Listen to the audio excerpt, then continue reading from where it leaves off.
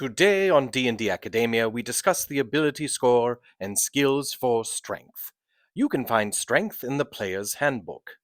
Strength measures bodily power, athletic training, and the extent to which you can exert raw physical force. A strength check can model any attempt to lift, push, pull, or break something, to force your body through a space, or to otherwise apply brute force to a situation. The athletic skill reflects aptitude in certain kinds of strength checks. Your strength athletics check covers difficult situations you encounter while climbing, jumping, or swimming. Examples include the following activities. You attempt to climb a sheer or slippery cliff, avoid hazards while scaling a wall, or cling to a surface while something is trying to knock you off. You try to jump an unusually long distance, horizontally or vertically. You struggle to swim or stay afloat in treacherous currents, storm-tossed waves, or areas of thick seaweed. Or another creature tries to push or pull you underwater or otherwise interfere with your swimming.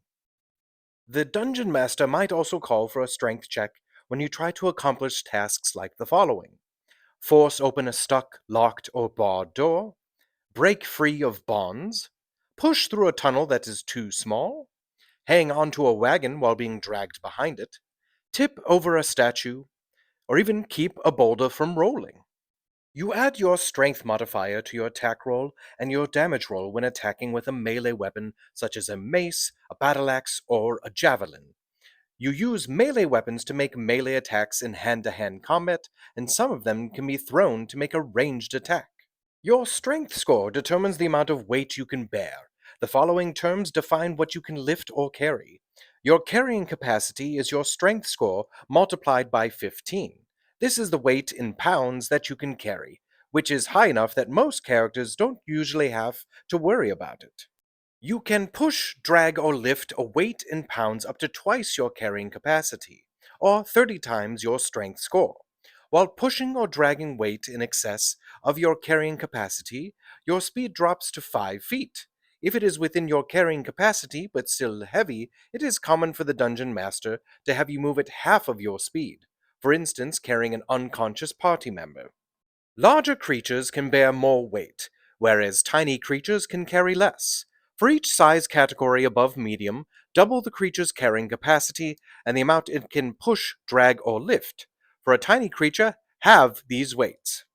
The rules for lifting and carrying are intentionally simple. Here is a variant if you're looking for more detailed rules for determining how a character is hindered by the weight of equipment. When you use this variant, ignore the strength column of the armor table. If you carry weight in excess of 5 times your strength score, you are encumbered, which means your speed drops by 10 feet. If you carry weight in excess of 10 times your strength score, up to your maximum carrying capacity, you're instead heavily encumbered, which means your speed drops by 20 feet and you have disadvantage on ability checks, attack rolls, and saving throws that use strength, dexterity, or constitution. Your strength also determines how far you can jump. When you make a long jump, you cover a number of feet up to your strength score if you move at least 10 feet on foot immediately before the jump. When you make a standing long jump, you can leap only half the distance. Either way, each foot you clear on the jump costs a foot of movement. This rule assumes that the height of your jump doesn't matter, such as a jump across a stream or chasm. At your DM's discretion, you must succeed on a DC 10 Strength Athletics check to clear a low obstacle no taller than a quarter of the jump's distance, such as a hedge or low wall. Otherwise, you hit it. When you land in difficult terrain, you must succeed on a DC 10 Dexterity Acrobatics check to land on your feet. Otherwise, you land prone.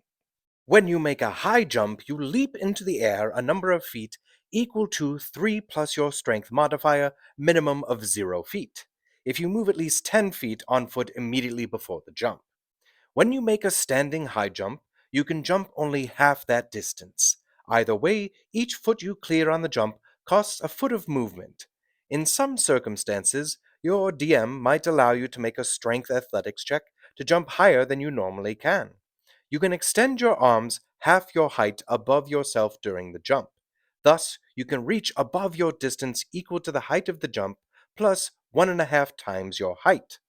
There weren't any additional suggestions I would give to adding your own skills to the strength score. Athletics really does cover it all, and with the additional rules on carrying capacity, push, drag, lift, and jumping, it's pretty much all covered. If you think of anything else, feel free to make your own alterations. This has been D&D Academia's episode all about the strength ability score and its skills. If you would like to see anything seen as an Academia episode, please make sure to add your suggestion to the comments. As always, though, like, comment, share, and subscribe.